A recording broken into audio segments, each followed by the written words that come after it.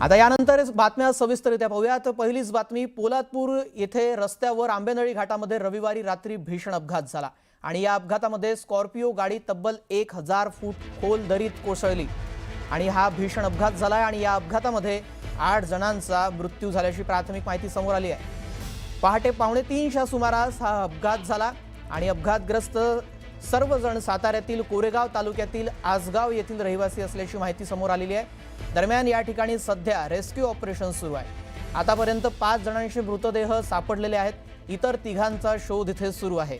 आंबेनळी घाटामध्ये तब्बल 1000 फूट खोल दरीत ही कार कोसळली आणि 8 जणांचा यात मृत्यू झाल्याची प्राथमिक माहिती आहे आणि आता 5 जणांचे मृतदेह बाहेर काढण्यात यश आलेलं आहे। या संदर्भात अधिक माहिती जाणून घेऊयात। ज्ञानेश्वर साळोखे आमचे प्रतिनिधी याबाबत अधिक अपडेट देतील।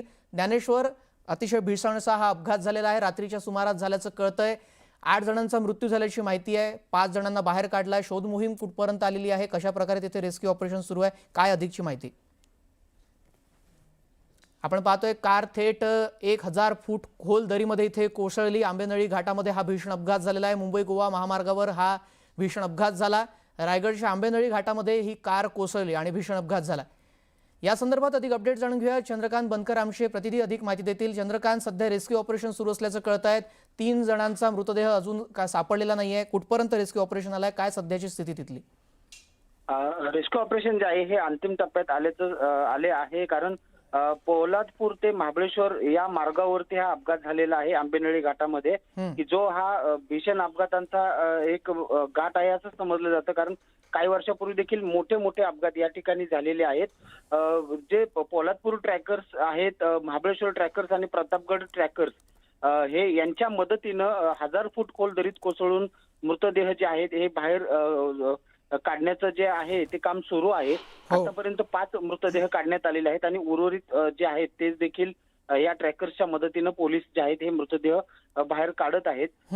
हे सर्व जे आसगाव गावातील जे तरुण आहेत हे सर्वजण शुक्रवारी दापोलीत हरणे बीच आहे या ठिकाणी फिरायला आले होते आणि रात्री ते पुन्हा आपल्या गावाकडे जात असताना हा त्यांच्यावरती काळाचा घाला बसलेला आहे, कारण गाडीचं नियंत्रण जे आहे हे सुटलं आणि हा अपघात झालेला आहे। हजारो फूट खोल दरीत ही स्कॉर्पिओ कोसळली। माहिती मिळतात पोलीस आणि जे ट्रॅकर्स आहेत, कारण रात्रीच्या वेळी त्या ठिकाणी मोठा व्यत्यय येत होता, कारण अत्यंत उंच कडा असलेला हा आंबेनळी घाट आहे। कारण आपण बघितलं तर काही वर्षापूर्वी दापोली कृषी विद्यापीठातील कर्मचाऱ्यांची देखील अशाच प्रकारे भीषण अपघात त्याच घाटात झाला होता। त्यामुळं त्या ठिकाणी अत्यंत सुरक्षिततेची गरज आहे। आता सर्व मृतदेह जे आहेत हे मृतदेह त्या ठिकाणी पोलादपूर येथे आणण्यात येणार असल्याचं पोलिसांनी सांगितलेलं आहे आणि त्यानंतर सर्वांची जी आहे ती ओळख पटवून त्यांच्या नातेवाईकांना ते सुपूर्द करण्यात येतील अशी माहिती पोलादपूरच्या पोलिसांनी आपल्याला दिलेली आहे। नक्कीच, याबाबत आता रेस्क्यू ऑपरेशन कधीपर्यंत चालतं पाहावं लागेल। तुर्तास धन्यवाद आपण दिलेल्या सविस्तर माहितीसाठी।